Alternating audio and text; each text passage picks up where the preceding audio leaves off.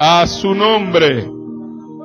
Gloria al Señor. Bien, vamos a entrar en la palabra de Dios en esta noche, después de este tiempo hermoso de adoración, de alabanzas a nuestro Dios.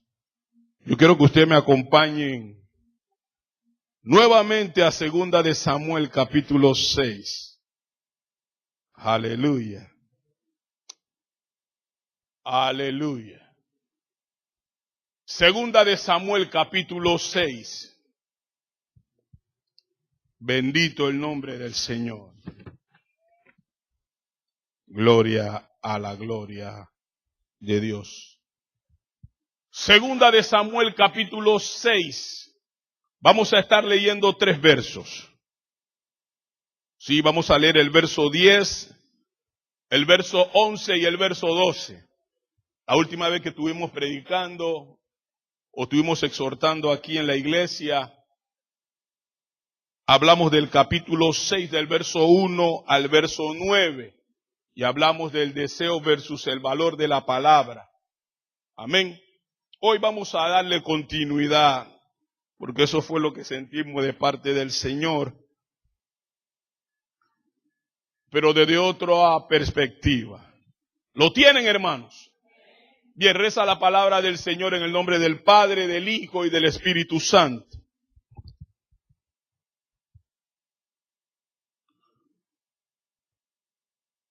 De modo que David no quiso traer para sí el arca de Jehová a la ciudad de David.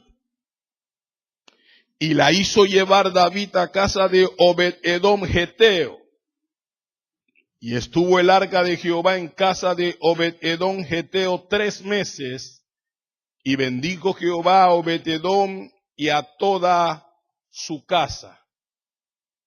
Fue dado aviso al rey David diciendo: Jehová ha bendecido la casa de Obed-Edom y todo lo que tiene a causa del arca de Dios. Entonces David se fue y llevó con alegría el arca de Dios de casa de Obed-Edom a la ciudad de David. Padre, gracias te damos en el nombre de Jesús por tu amor, por tu bondad, Señor. Gracias por tu fidelidad. Gracias por lo que hiciste, por lo que haces y por lo que seguirás haciendo en nuestras vidas, Señor. Pedimos nos hables en esta noche. Bendícenos a través de tu palabra, porque ellas son bendición, Señor. No permitas que nadie salga de este lugar como entró, sino por el contrario, que pueda salir fortalecido, afirmado en el poder de tu palabra y de tu Espíritu Santo. Señor, ahora te pido que pongas tu palabra como carbón encendido en mis labios, de tal manera que Jesucristo sea exaltado. En Cristo Jesús te damos las gracias. Amén. Puede sentarse. Gloria al Señor. Bien, hoy yo quiero exhortar bajo el tema lo que hace su presencia. Como que si tuviéramos conectado la hermana Yeneli y yo. Lo que hace su presencia.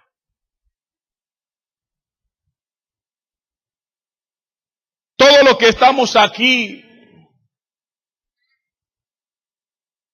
sabemos la capacidad que hay en Dios para hacer como Él quiere hacer. Cuando recorremos las Escrituras, nos damos cuenta de que todos los hombres que se acercaron a Dios o que tuvieron en alguna manera una cercanía al Señor, nunca siguieron siendo los mismos. Siempre que la Escritura nos muestra a hombres que tuvieron algún grado de intimidad con el Señor, que tuvieron algún grado de cercanía, la Biblia nos enseña que estos hombres salieron en alguna manera transformados. No salieron siendo los mismos, Alguien dijo que nadie puede entrar a la presencia de Dios y salir siendo la misma persona, y eso es una gran verdad. Si usted o yo entramos en la presencia de Dios, es evidente o debe ser evidente de que algo ocurrió en ese lugar secreto. Dios anhela estar cerca de su pueblo. Cuando usted recorre la Escritura y mira a algunos hombres que se acercaron a Dios o que en alguna manera tuvieron algún grado de relación con Dios, en el caso de Abraham, cuando Dios le habla a Abraham, en el capítulo 12 del libro de Génesis, y le dice a Abraham, ¿sabes qué? Abraham, sal de tu tierra y de tu parentela y de la casa de tu padre, a la tierra que yo te voy a mostrar, tierra que fluye leche y miel. Y le dio promesa y le dijo, y haré de ti una nación grande, bendeciré a los que te bendijeren y a los que te maldijeren, maldeciré. Dice la Escritura que cuando Abraham oyó esa palabra, él en obediencia salió de Ur de los Caldeos. Y esto es importante, iglesia, porque siempre que Dios quiera hacer algo con alguien, Dios lo llama para que salga del entorno en el que está. ¿Usted me está entendiendo? Cuando Dios te llama o cuando Dios te quiere comisionar a algo, Él te saca del entorno o del lugar de confort en donde tú te encuentras. Lo hizo con Abraham. Abraham estaba cómodo en Ur de los Caldeos. Era riquísimo, dice las Escrituras. Pero Dios quería hacer algo en la vida de Abraham. ¿Y qué hace Dios ahora? Dice la Escritura que Dios le visita y le da promesas. Y cuando Abraham escucha la promesa, él inmediatamente sale de Ur de los Caldeos, con dirección a la tierra que Dios le había dicho que le entregaría. Pero no solamente el caso de Abraham, está el caso de Moisés. Todos conocemos la historia de Moisés. Dios lo llama en el capítulo 3 y lo comisiona para que él vaya a Egipto y liberte a un pueblo, su pueblo que estaba esclavizado. Por 400 años ese pueblo estaba bajo el yugo de sus enemigos. Pero ¿cuántos saben que Dios es fiel a sus promesas? Dios le había dicho ciertamente a Abraham que la nación que él sacaría de sus lomos iba a ser una nación grande en extensión, pero no solamente en extensión. Dijo que iba a ser numerosa, como la arena del mar y como las estrellas del cielo. Que si alguien pudiera contarla, también podría contar su descendencia. Así que dice la Escritura que cuando Dios le visita en el tiempo exacto, porque ¿cuántos saben que Dios llega en el momento preciso? Muchas veces estamos atravesando situaciones adversas y estamos como que desesperados, esperando la visitación de Dios para salir del entorno, para salir de la condición adversa, de la necesidad que estamos padeciendo. Pero ¿sabes? Dios no va a llegar cuando tú y yo pensamos o creemos que Él debe de llegar. Él llegará en el momento preciso. Y así lo hizo con su pueblo. Dios había hablado a Abraham en el capítulo 15, si mal no recuerdo, en el verso 13, y le dijo que su nación, la que saldría de sus lomos, estaría esclavizada por un tiempo de 400 años, luego de los cuales Él le visitaría y le sacaría con brazo poderoso y mano extendida. Y así lo hizo. Dios cumplió su palabra.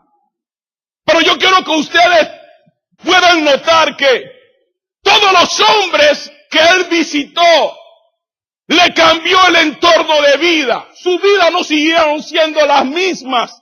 En el caso de Abraham, cambió de una manera radical. En el caso de Moisés, también su vida cambió de manera radical. Cuando Dios le visitó allá en Horeb, en el monte, a través de una zarza, Moisés no siguió siendo la misma persona que era. Dios allí le habló y ese hombre inseguro, cuando se encontró con Dios, ese hombre que decía, ¿quién soy yo? Cuando se encontró con Dios, su vida dio un giro de 180 grados. Yo quiero decirte que si tú te encuentras con Dios verdaderamente, si yo me encuentro con Dios verdaderamente, nuestra vida no seguirá siendo la misma. Usted y yo tenemos que dar un giro de 180 grados, pues quien nos visita no es cualquier persona. Es el Dios eterno, ese es el Dios poderoso, el Dios que todo lo puede, porque Él tiene todo poder. Ese fue el Dios que llamó a Moisés para darles los decretos o el decálogo. Lo llamó para darle las instrucciones en Horeb. Y dice la Escritura que por 40 días y 40 noches estuvo Moisés en la presencia de Dios. Pero dice que cuando él bajó, no era el mismo. Dice la Escritura que el rostro de él resplandecía, a tal punto que él tuvo que cubrirse el rostro con un velo, porque la gloria que reflejaba su rostro era una gloria majestuosa. Iglesia, cuando tú estás cerca de Dios, se te nota. Aleluya. Dile al hermano que está allí, cuando estás cerca de Dios, se te nota. Un buen título para un mensaje, ¿verdad? Aleluya. Se te tiene que notar. La gente tiene que saber que tú estás cerca de Dios. Porque cuando tú te acercas a Él, algo ocurre. Ocurre una transformación que posiblemente tú no veas, pero la gente que está alrededor de ti lo puede ver, lo puede palpar. Moisés no sabía lo que había en el rostro de él cuando él descendió del monte, pero la gente que estaba mirando a Moisés podía ver en Moisés la gloria de Dios. Aleluya. Es que cuando tú entras a la presencia de Dios, cuando yo entro a la presencia de Dios, no podremos seguir siendo los mismos que éramos.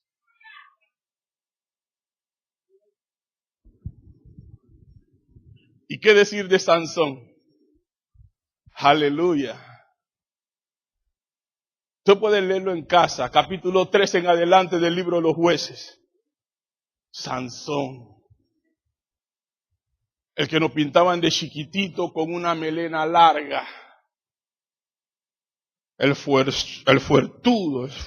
El hombre que estaba lleno de fuerza. Cada vez que esa presencia descendía sobre él, Sansón no era la misma persona. Era diferente. Por eso que cuando le reveló el secreto a Dalila, dice la Escritura que su cabello fue cortado.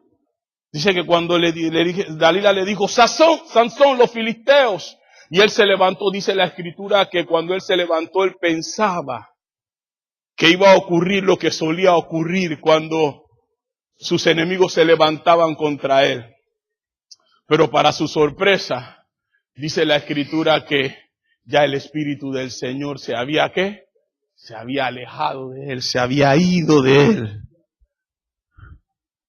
Hermano, es que usted y yo sin el Espíritu de Dios somos nada.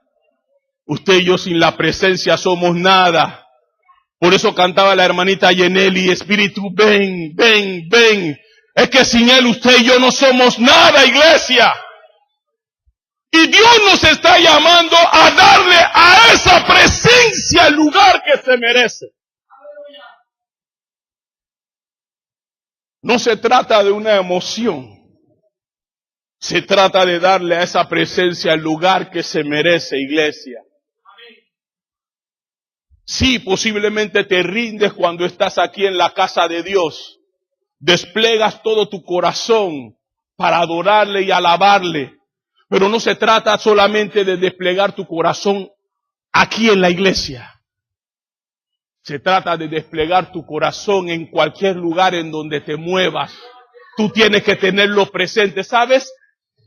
Yo salí al mediodía hoy del trabajo a hacer una encomienda, a hacer un mandado. Y sabes, había una canción de adoración que estaba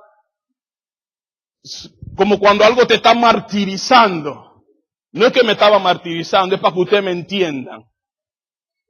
Yo quería meditar en el mensaje mientras iba a hacer el mandado, pero la canción era tan fuerte en el corazón que yo no podía dejar de cantarla, hermano. Créelo, yo salí hasta Mr. School, por allá por donde quedaba el antiguo Ciros. Fui hasta allá, de zona libre, caminando, y regresé al trabajo, y todavía el asunto estaba ahí. Fui donde un cliente, y el asunto estaba ahí. Regresé a la oficina, y el asunto ahí. Y yo decía, vaya, yo quería como coger un relax para meditar en la palabra. Pero yo, Señor, tú tienes control de todo. Yo seguía cantando en mi interior, hermano, la música ahí, y ahí, y ahí. Y es que debe ser así. La presencia de Dios debe de estar presente siempre en su vida, no solamente en la iglesia. Esa presencia hay que sentirla en el trabajo, hay que sentirla en la universidad, hay que sentirla en la escuela, hay que sentirla en todos lados. Cuando usted está manejando el taxi, cuando está manejando el camión de la compañía, cuando usted está sentado en el escritorio, en todo tiempo esa presencia debe de tomar lugar en su vida y en su corazón. Y digo todo esto, iglesia, porque de lo que puede hacer la presencia pudiéramos seguir hablando. Lo que hizo en la vida del apóstol Pedro, lo que hizo en la vida del apóstol Pablo, lo que esa presencia hizo aún en los momentos más cruentos, más difíciles que pasó el evangelista Esteban, que fue muerto de manera apedreada. Y estando en esa condición, hermano, él pudo levantar los ojos al cielo, como lo hizo el Mesías, y suplicar el perdón de aquellos que estaban cercenando su vida. Todo eso lo hace la presencia. Una persona que no está en el Espíritu no puede hacer eso. Pero eso lo pudo hacer Esteban porque estaba en la presencia, vivía en la presencia. Y eso le capacitó para poder salir adelante frente a la adversidad que estaba atravesando. Ahora, este pasaje que acabamos de leer es un pasaje que habla precisamente de lo que esa presencia puede hacer. Ya en el mensaje pasado que hablamos, dijimos lo que aconteció, pero valdría la pena hacer un recuento de manera breve de lo que ocurrió con el arca de Dios. Porque David ciertamente tenía un deseo, ya de eso hablamos, había un deseo en su corazón que era digno de aplaudir. Y todos sabemos que ese deseo fue producto de lo que ya Dios había provocado de antemano. En Primera de Samuel, en el capítulo 4, el arca se había capturado por sus enemigos. Luego en el capítulo 5, dice la Escritura que Dios comienza a enviar juicio sobre los enemigos de Israel que habían capturado el arca sobre los filisteos. Pero dice la Escritura que luego de eso, los filisteos entregaron el arca en cierta región de Israel que se llamaba Bet-Semes. Se cree que allí quienes habitaban eran los levitas, sacerdotes, gente que conocía ciertamente el movimiento de todo lo que tenía que ver con la adoración y el servicio a Dios. Pero dice la Escritura que estos hombres de Bet-Semes, que eran levitas, dice que ellos cometieron un error. Metieron los ojos donde no lo tenían que meter y abrieron la tapa para ver lo que había en el arca. Dice la Escritura que la ira de Dios se encendió y Dios mató a 70 hombres de aquella ciudad. Dice la Escritura que cuando esto ocurre ahora, estos hombres ¿qué hacen? Sueltan el arca, buscan la manera de deshacerse del arca por causa de lo que había acontecido. Y dice que la llevaron a casa de un hombre llamado Aminadab. Dice que prepararon a uno de los hijos de él llamado Eleazar, que era levita, para que se encargara del cuidado del arca. Y dice que por 20 años el arca estuvo allí. Pero luego de los 20 años, David reacciona y hace todo lo posible para traer nuevamente el arca a Jerusalén. Ahora, hay tres cosas que ocurren aquí que consideramos importantes que usted y yo debemos de saber. Porque David cometió dos errores en este lapso de tiempo, porque vamos a hablar de cómo David quería traer el arca, la presencia de Dios a Jerusalén. Pero la Escritura nos enseña que David cometió dos errores. El primero de los errores que él cometió fue no consultar a Dios. Imagínense. Cuando usted lee la Escritura, en Primera de Crónicas, en el capítulo 13, del verso 1 al verso 4, usted se da cuenta que David lo que hizo fue comunicarle a los líderes y a todos los políticos que estaban en el reino, para traer el arca nuevamente, y a todo el pueblo para traer el arca nuevamente a Jerusalén. En ningún momento consultó a Dios. Consultó con los líderes y con todos los gobernadores políticos que existían, y ese fue el primer error que él cometió. Nunca se acercó a Dios para consultarle por mi buena decisión o por mi buena intención que él tenía, el hecho de traer el arca nuevamente a Jerusalén. Ahora, digo esto porque cuando usted lee la Escritura, usted se da cuenta que David era un hombre que estaba acostumbrado a consultar todo con Dios.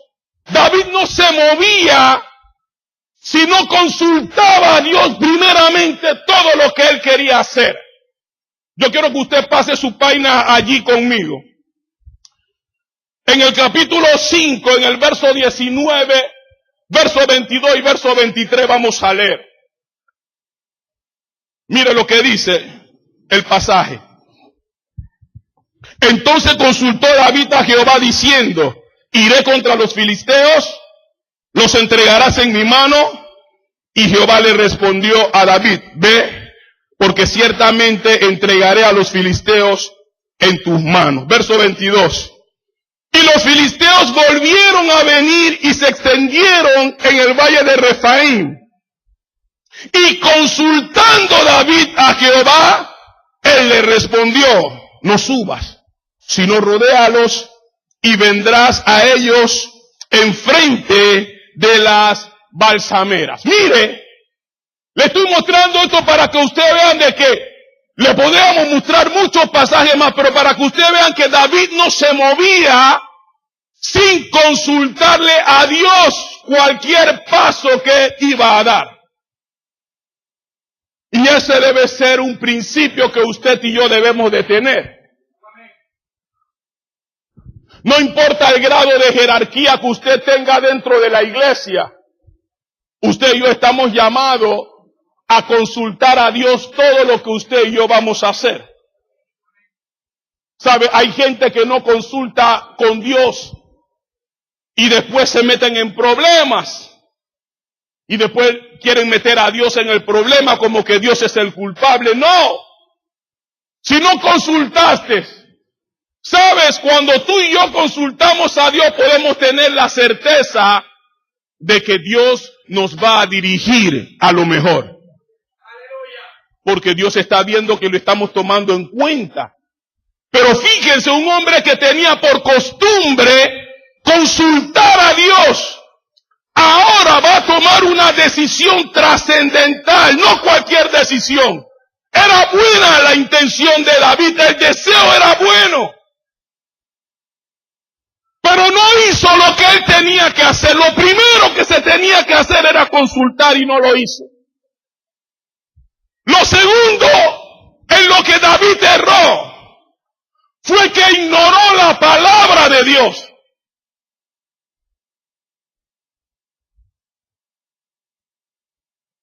Siempre que usted y yo vamos a tomar decisiones, iglesia, la palabra de Dios tiene que ser un baluarte en nuestras vidas.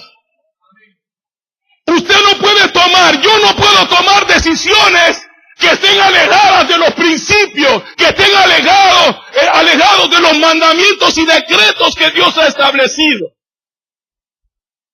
No importa qué tan buenos sean, no importa qué tan buenas intenciones tengamos, si no están alineados con Dios, hay que ponerlo a un lado, iglesia.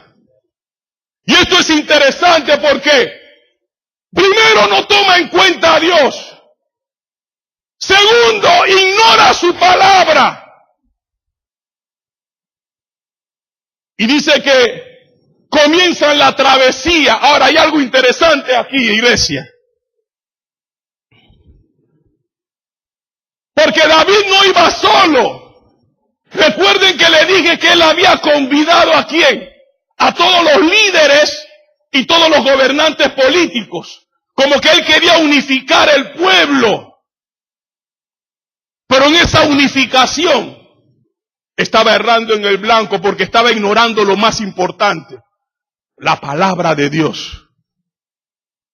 Y dice la Escritura que salieron todo el pueblo y los líderes junto con David para trasladar el arca de casa de Abinadab a Jerusalén.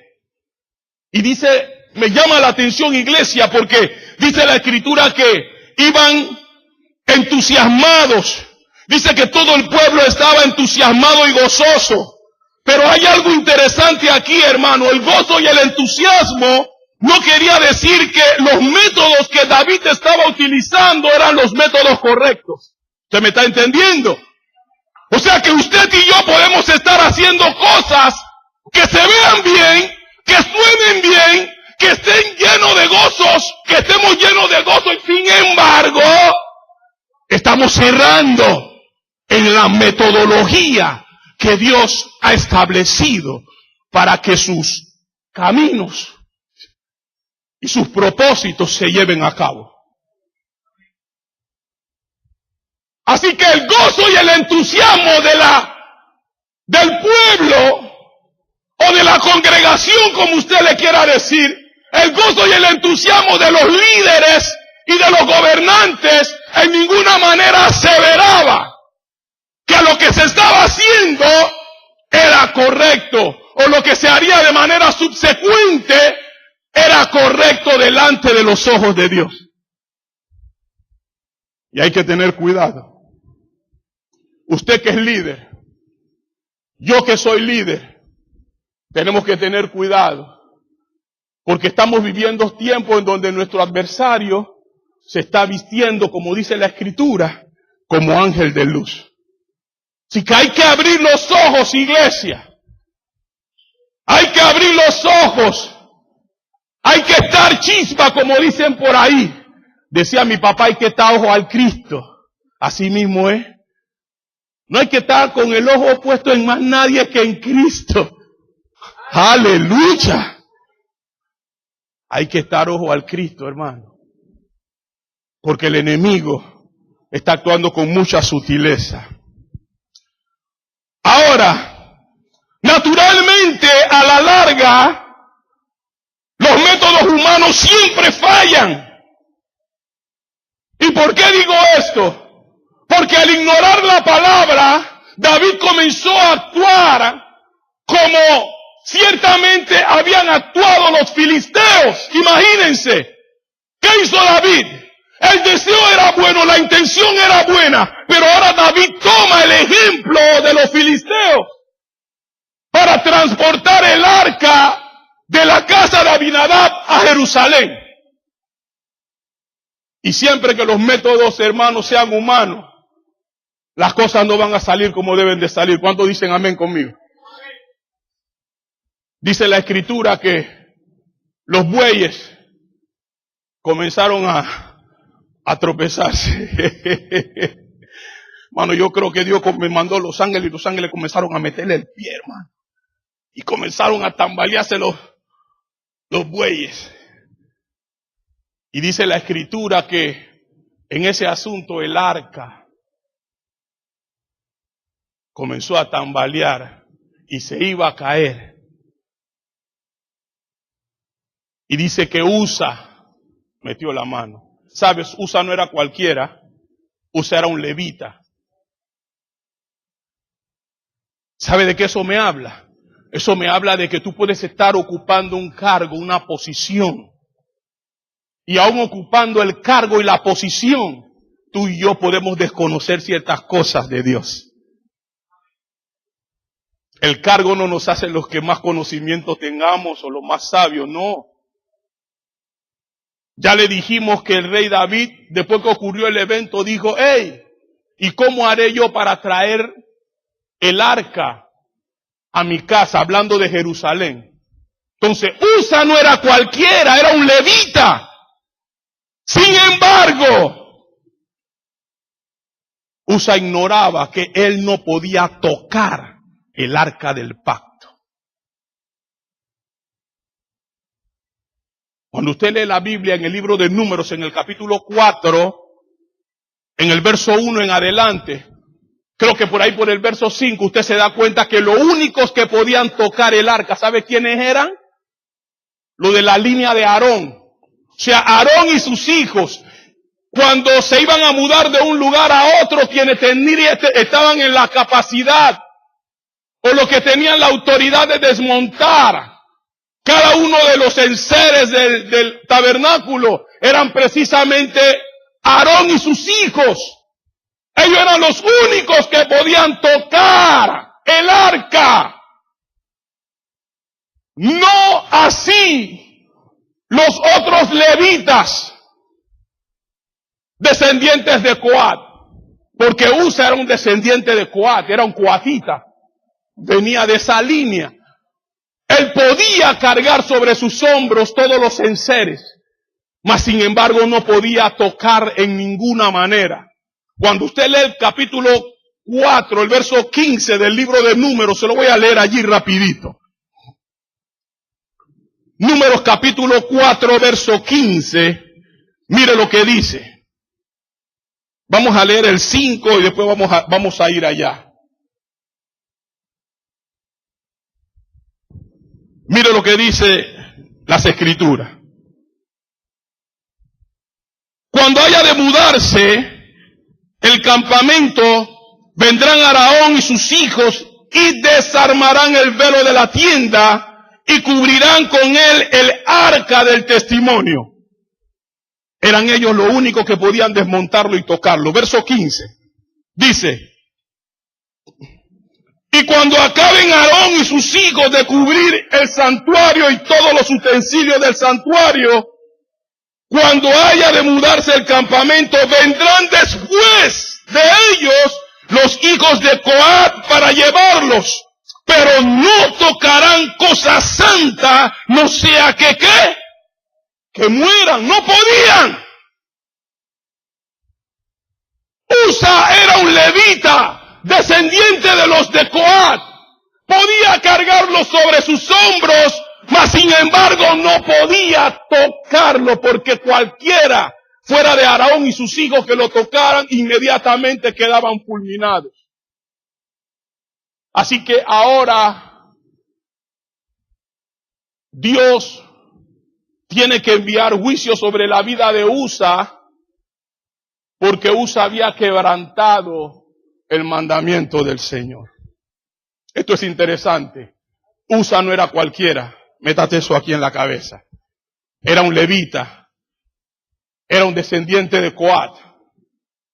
Por ley, él podía tener participación dentro de el transporte de los utensilios del tabernáculo. mas no así tocarlos. Pero dice la Escritura que cuando esto ocurre, allí en el capítulo que leímos, en el verso 10, vamos a leer desde el verso 7. Y el furor de Jehová se encendió contra Usa y lo hirió allí. Dio por aquella temeridad y cayó allí muerto junto al arca de Dios. Y se entristeció David por haber herido Jehová a Usa, y fue llamado aquel lugar Pérez Usa hasta hoy. Y temiendo David a Jehová aquel día, dijo: ¿cómo haré de venir el arca de Jehová a mí? De modo que David no quiso traer para sí el arca de Jehová a la ciudad de David, y la hizo llevar David a la casa de Obed Edom Geteo. Fíjense, esto es interesante. Mire que David, lo usual sería que debido a lo que ocurrió, David meditara el porqué del acontecimiento. ¿Qué había hecho mal para que el Señor enviara juicio sobre aquel joven llamado Usa? Pero ¿qué hizo David?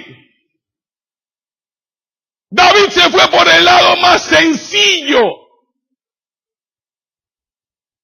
¿Y qué hizo? Se despojó del arca de Dios. Se desprendió del arca por la situación que había ocurrido. Y llevó el arca a la casa de Obed Edom. Ahora, ¿quién era Obed Edom? Si usted abre la Biblia en Primera de Crónicas, en el capítulo 26, del verso 1 al verso 4, usted se va a dar cuenta también que Obed Edom era un levita. Yo no voy a entrar ahora en tantas explicaciones porque ahí dice que era un geteo, y si era un geteo lógicamente era descendiente de Gad, y si era descendiente de Gad era un filisteo. Pero también se cree que entre Kiriat Jeraim y Jerusalén habían dos lugares que ocupaban los israelitas. Y entre esos dos lugares estaban dos tribus de Israel. Estaba la tribu de Dan y la tribu de Manasés. Y esas dos tribus, ciertamente se cree que en esos lugares donde estaban estas tribus también habían lugares donde habitaban levitas. Y se cree que este Obed Edom era de allí. Así que yo no voy a entrar en tantos detalles, pero si usted va a Primera de Crónicas en el capítulo 26, del verso 1 al 4, usted se va a dar cuenta que Obed Edom era un levita. Era descendientes de los coatitas también. Era de los coeritas. O sea que venía de la descendencia de Coré. Cuando usted lee Números capítulo 16, en el verso 1, usted se da cuenta que Coré era un levita, era primo de Moisés, ¿se acuerdan? Que en el capítulo 16 Coré se levantó contra Moisés y le dijo: Moisés, ¿tú crees que tú solamente eres santo? Yo también soy santo. Y ustedes saben lo que ocurrió. Bueno, en ese capítulo, en el verso 1, allí nos enseña que este Obed Edom era descendiente de Coré, que era primo de Moisés. Si Coré era primo de Moisés y Obed Edom era descendiente de Coré, ciertamente él era un ¿qué? Un levita. Ahora, algo más importante todavía para que usted pueda entender esto un poco mejor. Cuando usted va a Primera de Crónicas, en el capítulo 23, allí el Señor establece vamos allá, abra su Biblia. Primera de Crónicas, capítulo 23. No le quiero parafrasear esto, vamos a leerlo. Primera de Crónicas en el capítulo 23. ¿Lo tienen? Ok, Ok, mire lo que dice. Distribución y deberes de los levitas. Eso es lo que se hace allí, en Primera de Crónicas, en el capítulo 23.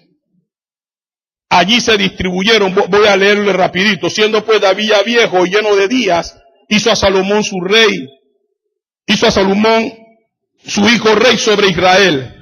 Y juntando a todos los principales de Israel y a los sacerdotes y levitas, fueron contados los levitas de 30 años arriba, y fue el número de ellos por sus cabezas contados uno por uno, 38,000. De estos 24,000 para dirigir la obra de la casa de Jehová, y 6,000 para gobernadores y jueces. Además, 4,000 porteros, o sea, los porteros eran los encargados de velar por el templo, de cuidar el templo. Es lo que usted y yo conocemos hoy como ujieres. ¿Dónde están los ujieres aquí? Ellos son porteros. Pero no se ría. Tienen un oficio excelente en la casa de Dios. Dice, 4,000 porteros, eso lo separó David. Pero ¿qué más dice David?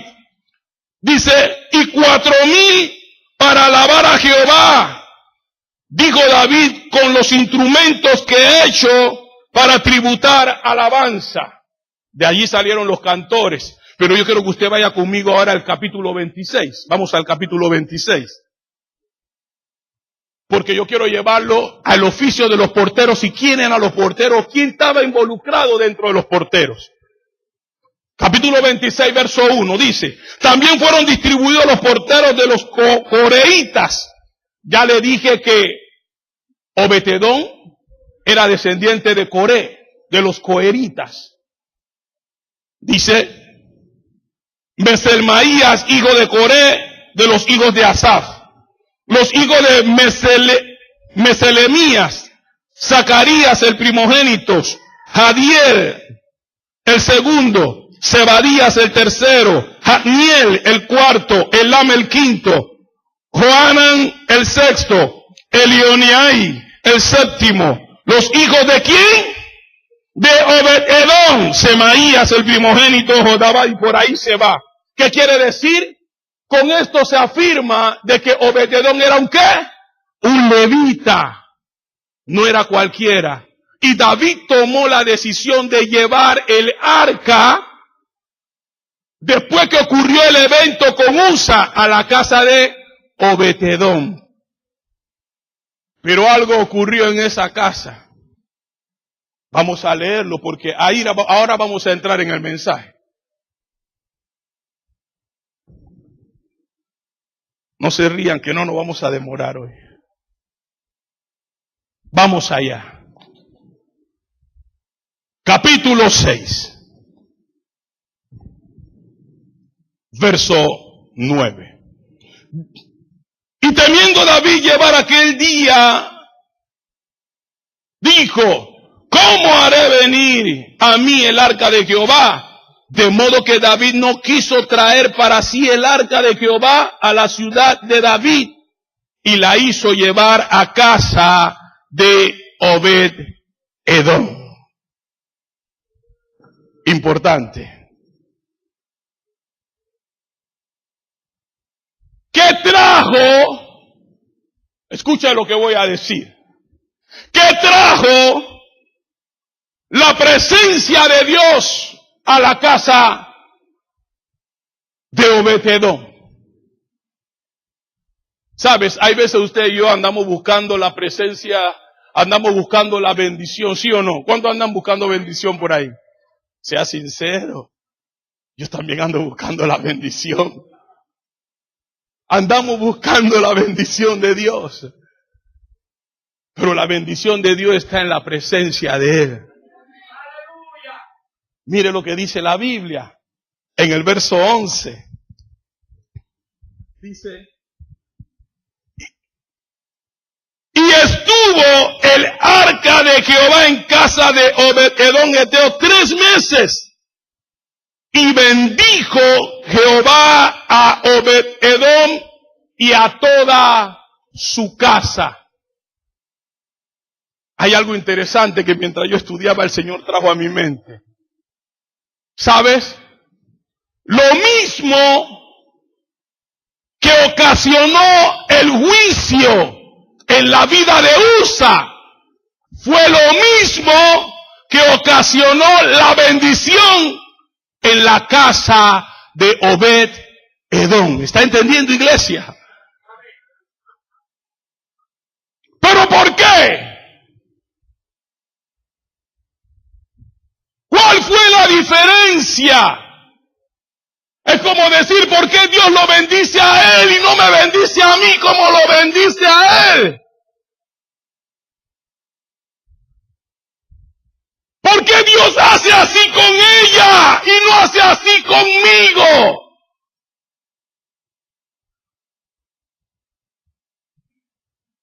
¿Por qué Dios supuestamente marca una diferencia entre ella y yo o él y ella?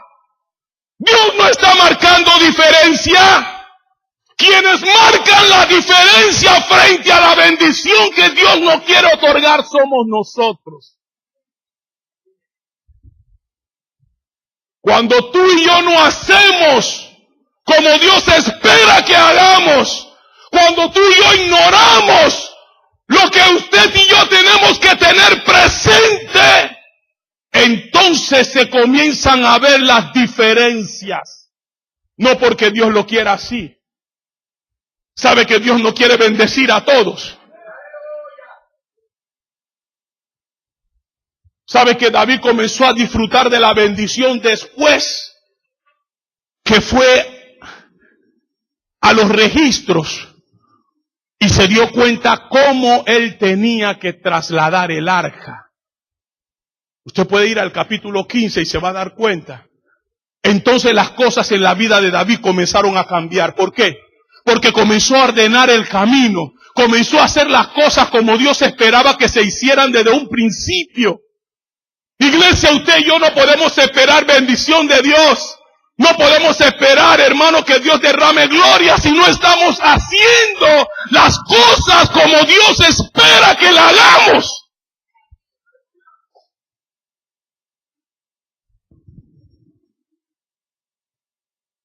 Sabe, aquí la presencia de Dios se siente de una manera especial, de eso no hay duda. Pero yo mientras venía en el carro a predicar, yo venía meditando. Yo decía, Señor, ¿por qué todavía no has derramado tu gloria sobre la iglesia? ¿Por qué todavía no se ven las cosas que tú no dijiste que se verían en este lugar? Y comencé a hacer un análisis, hermano. Yo no estoy señalando a nadie en particular aquí. Pero yo decía, ¿será que desde el altar, desde el altar para allá, todos tenemos que comenzar a examinarnos? Para ver si estamos haciendo las cosas como Dios espera. No señalar a nadie de manera particular, sino hacernos nosotros de manera personal un autoexamen. Porque si hay algo que puede detener la gloria, si hay algo que puede detener la bendición de Dios sobre tu vida y la mía, es que usted y yo no nos alineemos a la palabra de Dios. Dios quiere hacer más que lo que Él ha hecho hasta este momento en esta iglesia. Pero sabe, no depende de Dios, iglesia. Depende de usted y depende de mí. En el corazón de Dios hay disposición de derramar su gloria sobre esta iglesia. Pero usted y yo tenemos que prestar atención a la palabra de Dios. Cuando usted y yo empecemos a prestarle atención a la palabra, como lo hizo David, entonces Dios derramará gloria sobre este lugar. La presencia de Él está aquí. Pero cuando la gloria de Él se derrama, usted y yo no tenemos que hacer nada porque todo Él lo hace. Cuando la gloria de Dios está sobre un lugar, yo no tengo que orar por un paralítico, yo no tengo que orar por un ciego, porque la gloria llena la casa y la gloria se encarga de hacer todo.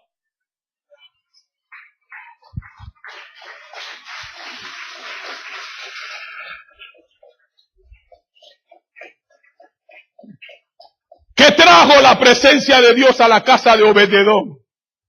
3 cosas yo puedo ver en el pasaje que trajo. En el verso 11 y en el verso 12. 3 cosas. Número 1, trajo bendición, sí.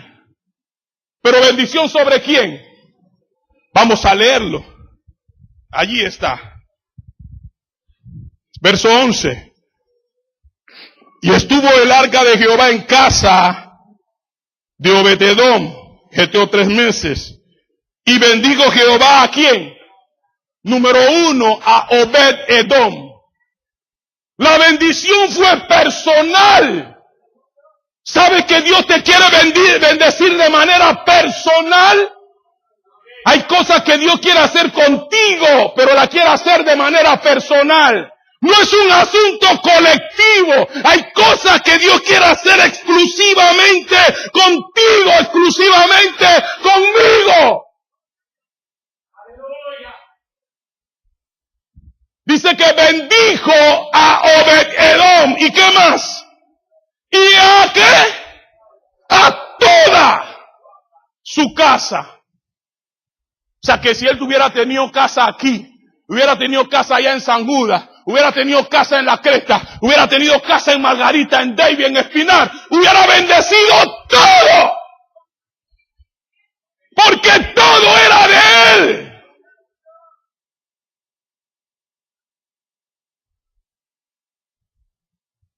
Pero no solamente bendijo a Obed-Edom de manera personal y toda su casa. Mire lo que dice el verso 12.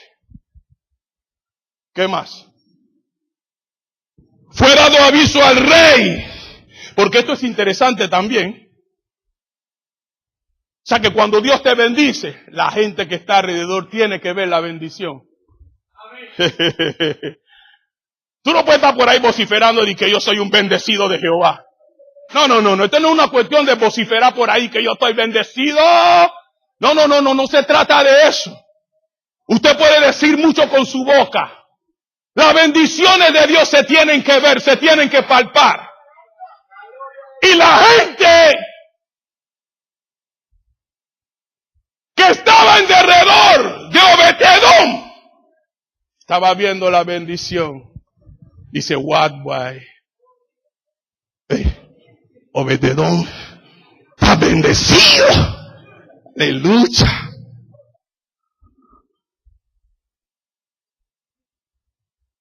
Es como cuando tú te compras un carrito nuevo, ¿sí o no? Cuando el hermano Hensley compró su carro, su RAV4. Yo no sabía nada. Pero cuando la gente lo vio, dice, what, why? El hermano Hensley está bendecido. Aleluya. Es que la gente tiene que ver la bendición. No se trata de que tú y yo andemos vociferando por allí de que estamos bendecidos. El que está bendecido no vocifera que está bendecido. La bendición se nota.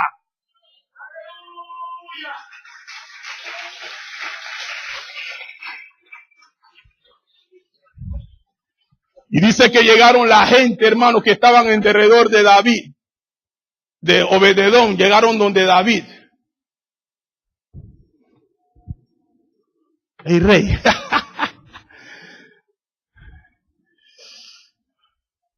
Jehová bendecido. Y me gustó eso, porque ellos reconocían que la bendición venía de Jehová.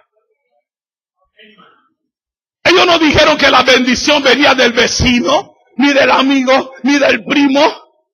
Ellos dijeron al rey David, hey David, Jehová ha bendecido a Obed-Edom. Yo me estoy gozando. Cuando yo predico, yo me gozo, hermano. No sé si usted no se quiere gozar, pero yo me gozo.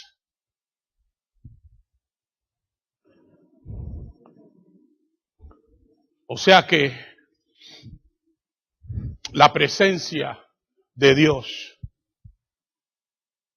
en la casa de Obed-Edom le trajo bendición personal. Le trajo bendición en el hogar. Y le trajo bendición ¿a qué? Mira lo que dice. Esto me gusta. Si Jehová ha bendecido la casa de Jehová, a la casa de Obed-Edom, y todo lo que tiene. ¿Usted está escuchando esto? No bendijo todo nada más a él y a toda su casa. O sea que todo lo que él tenía, si él tenía ganados, los ganados todo comenzó a crecer. Si él tenía vacas, comenzó a crecer. Todo lo que él poseía comenzó a aumentarse. A tal punto que la gente estaba viendo. Y la gente dice, ¿what? Este hombre se está robando toda la bendición de Jerusalén. Déjame ir donde el rey, comunicarle lo que está pasando. Y fueron y le dijeron al rey, hey, ¿sabes, rey? Jehová ha bendecido la casa de Obed-Edom. Pero no solo eso, rey. No solo eso. Imagínate, rey, ¿qué? Hey, y todo lo que tiene. El rey dice, ¿what? Que vamos a ponerle un fin a esto, vamos a ponerle un finiquito a esto. ¿Y qué hizo David? Dice la escritura que entonces David fue y se llevó con alegría el arca de Dios a Jerusalén. Ahora, yo no quiero entrar en este detalle. Ese no es el mensaje. Lo importante aquí es lo que él recibió cuando la presencia de Dios llegó. Iglesia, ¿tú quieres bendición? ¿Tú quieres ser bendecido? Asegúrate de que la presencia esté en tu casa. Y no me estoy refiriendo a tu casa de 4 paredes, porque hoy usted y yo somos ese arca andando. Donde usted y yo nos movemos, estamos cargando el arca. Llevamos la presencia de Dios sobre nosotros. Ya la presencia de Dios no está en una caja. Ahora la presencia de Dios está haciendo morada en su vida y en la mía. El Señor dijo, yo me voy, pero no os dejaré solo, no dejaré huérfano. Enviaré mi presencia sobre ustedes. Él le dijo a los discípulos, ¿sabes? Ahora está con ustedes, pero vendrá el tiempo en que estará en ustedes. Y ahora está en nosotros esa presencia. Usted y yo caminamos y andamos. Por eso que no nos podemos meter en cualquier lugar. Por eso que no nos podemos vestir de cualquier forma. Por eso que no podemos hablar de cualquier manera. Porque usted y yo llevamos la Shekinah de Jehová con nosotros. Donde usted se mueve, la Shekinah va con usted. La presencia va con usted, iglesia. Usted y yo somos ahora ese tabernáculo donde Dios habita. Alabado sea su nombre.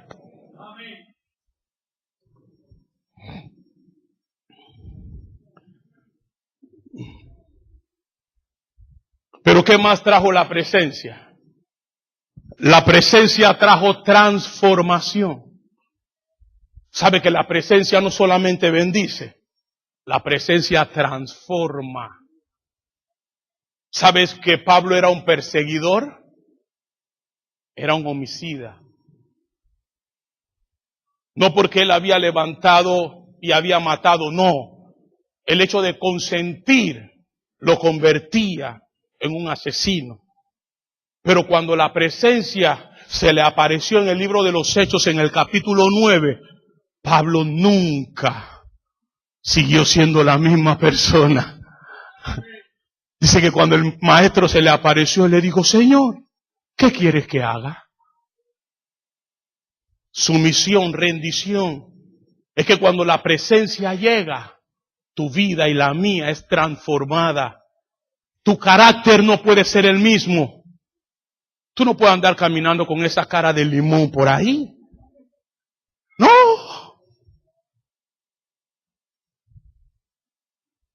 Usted tiene que andar mostrando el gozo del Señor. Porque el gozo del Señor es tu fortaleza. Es mi fortaleza. El apóstol Pablo en el libro de Filipenses dijo, estad siempre ¿qué? Gozosos. Siempre. El gozo no depende de la condición o de la adversidad o de la situación en la que yo me encuentre. El gozo es algo que nace en el corazón. Así que esa presencia no solamente trajo bendición, solo que la gente quiere solamente bendíceme, bendíceme. No, no, no. Esa misma presencia que te bendice, te transforma, te cambia, me transforma, me cambia. Pero ¿qué más? Ahora, para que Obed-Edom pudiera contemplar y disfrutar la bendición de Dios, yo particularmente, la Biblia no lo dice, yo particularmente en mi meditación pude ver que habían 5 cosas que eran necesarias que él hiciera. Porque la bendición de Dios no viene por venir, iglesia. Aló. La bendición de Dios tiene un precio. Sí, hay veces Dios nos bendice porque sus misericordias son nuevas cada mañana. Pero todo en esta vida tiene un precio. Nuestra salvación tuvo un precio que pagar. Usted quiere gloria, tiene que pagar un precio. Yo quiero presencia, tengo que pagar un precio. Todos tenemos que pagar un precio.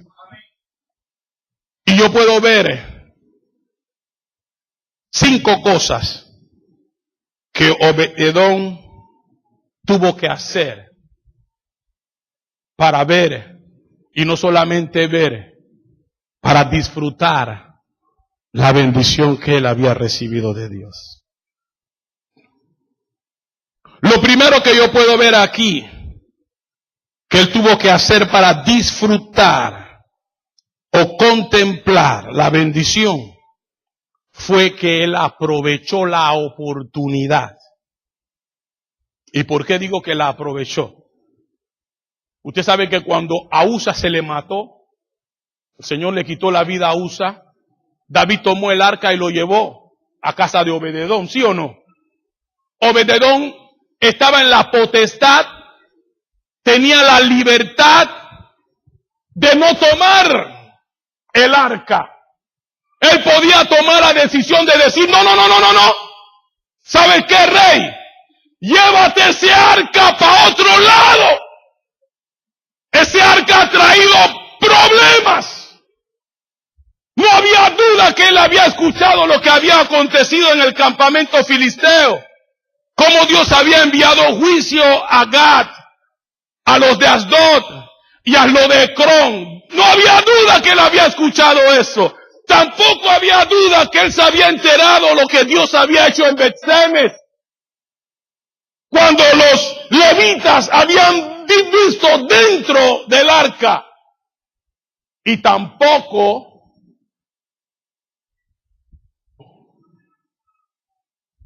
él no se había dado por enterado de que el Señor había quemado a Usa. O sea que él sabía todo lo que venía aconteciendo. Eso era para que él dijera, ¿sabe qué, rey? Con mucho respeto, toma ese arca y llévalo a otro lado. Pero cuando el arca llegó, ¿qué tú crees que Obed-Edom hizo? Obed-Edom le dio cabida, iglesia. Dejó que el arca entrara en casa.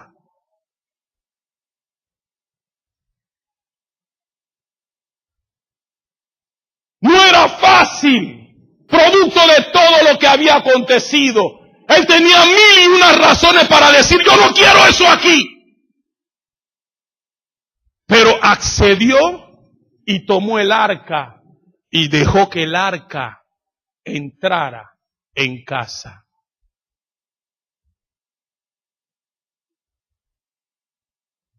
¿Sabes qué, iglesia? Hay veces Dios quiere hacer cosas contigo y conmigo. Pero por todo lo que ha venido ocurriendo en ciertas vidas, en algunas vidas, muchas veces usted y yo no queremos aceptar los retos. aceptar el llamado. Porque a fulano le aconteció, porque a mengano le aconteció. Hay veces Dios no quiere promover, pero dicen, no, yo no quiero estar allí. Eso no es para mí. ¿Le está hablando Dios a alguien aquí?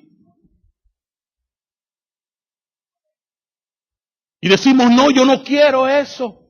Eso me puede causar problemas. Pero ¿sabes?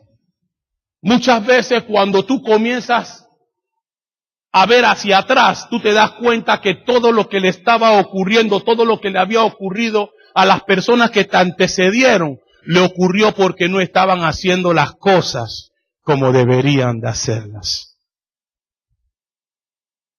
Y él dijo, ¿qué va? Yo me voy a ver tras ese espejo y yo no voy a cometer el mismo error. Mete el arca en casa. Y porque lo aceptó, lo recibió, en escasos 3 meses, la mano de Dios comenzó a verse en la casa de él, iglesia. ¿Sabes?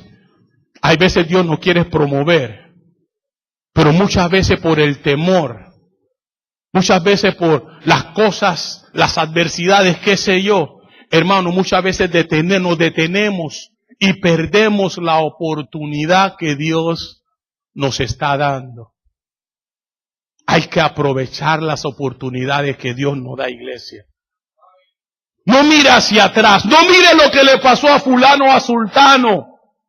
Posiblemente lo que le pasó a fulano o a sultano fue el resultado de su desobediencia. Pero tú puedes cambiar tu historia si tan solo te decides tomar el reto y tomar la oportunidad que Dios te está dando. Obed-edom la tomó y vio los resultados. Yo quiero decirte hoy que si tú la tomas, de igual manera vas a ver resultados también. Atrévete a tomar las oportunidades que Dios te da y vas a ver resultados.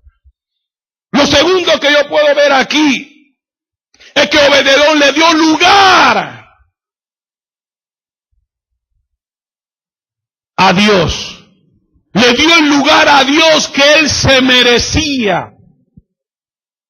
Cuando hablamos de lugar, estamos hablando de situación o posición real que corresponde a una persona por su función o importancia. En palabras sencillas, Obed-edom le dio a Dios el lugar que él se merecía debido a la importancia que él tiene. Te hago una pregunta, iglesia. ¿Le estás dando a Dios el lugar que él se merece en tu vida?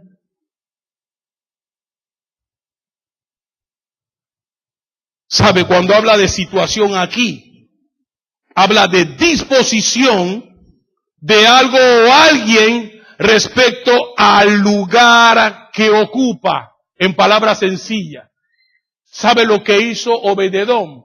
A darle a Dios el lugar que él se merecía. Le mostró la disposición, pero no solamente la disposición, le mostró la importancia que él se merecía. Usted y yo estamos llamados a estar siempre a disposición del que nos llamó, debido a la importancia que él se merece. Lo tercero que puedo ver aquí, que no solamente aprovechó la oportunidad y le dio a Dios el lugar que él se merecía, sino que también le dio a Dios el tiempo que él se merecía. Cuando hablamos de tiempo, hablamos de un periodo determinado durante el cual se realiza una acción. Te pregunto, iglesia, el día tiene 24 horas. Eliminemos las 12 nocturnas, aunque no deberíamos de eliminarlas.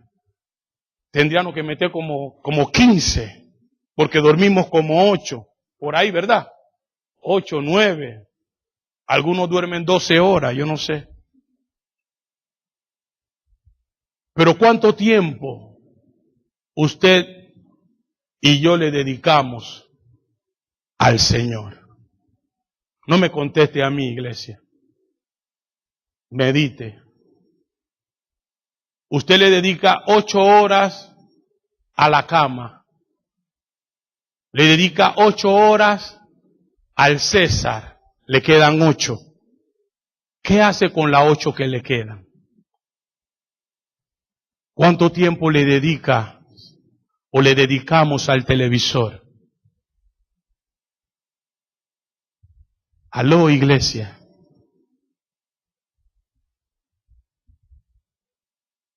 Él aprovechó la oportunidad, le dio a Dios el lugar que se merecía, le dio a Dios el tiempo que él se merecía. También le dio a Dios la devoción que él se merecía. Cuando hablamos de devoción, hablamos de fervor, ánimo. Le dio a Dios esas fuerzas que Dios se merecía, que se le diera, ese ánimo. Y por último, sirvió a Dios con temor reverente. Cuando hablamos de temor reverente, estamos hablando de respeto. Es una actitud profunda. La reverencia es una actitud profunda de respeto y amor. Todas estas cosas yo pienso que yo particularmente, mientras meditaba, el Señor trajo a mi corazón. Se dieron. Porque aunque el arca estuvo 3 meses allí, Él tuvo que darle el tiempo, tuvo que darle el lugar, Él tuvo que servir con devoción a Dios en ese lugar, pero también tuvo que mostrar respeto, reverencia, amor por el arca de Dios. En palabras sencillas, lo resumo. Obed-Edom le dio el trato que le tenía que haber dado a la presencia de Dios. Cuando él le dio ese trato, Dios se agradó y bendijo no solamente a Obed-Edom, sino que bendijo su casa y bendijo todo lo que él tenía. Iglesia, yo te hago una pregunta y cierro con esto. ¿Cómo estamos tratando la presencia de Dios en nuestras vidas? ¿Qué lugar le estamos dando a la presencia de Dios en nuestra vida? ¿Qué tiempo le estamos dedicando a la presencia de Dios en nuestras vidas? Yo no sé cómo Dios te ha podido hablar. Yo sé que el tiempo ha avanzado. Pero yo creo que Dios quiere que su gloria descienda sobre este lugar. No depende de Él. Depende de la actitud que tú y yo tomemos frente a su presencia. No se trata del templo, de venir al templo solamente a adorar. Se trata de estar en comunión con Él en todo tiempo. El salmista decía que en todo tiempo Él iba ¿a qué? A bendecir su nombre, a alabar su nombre, a exaltar su nombre.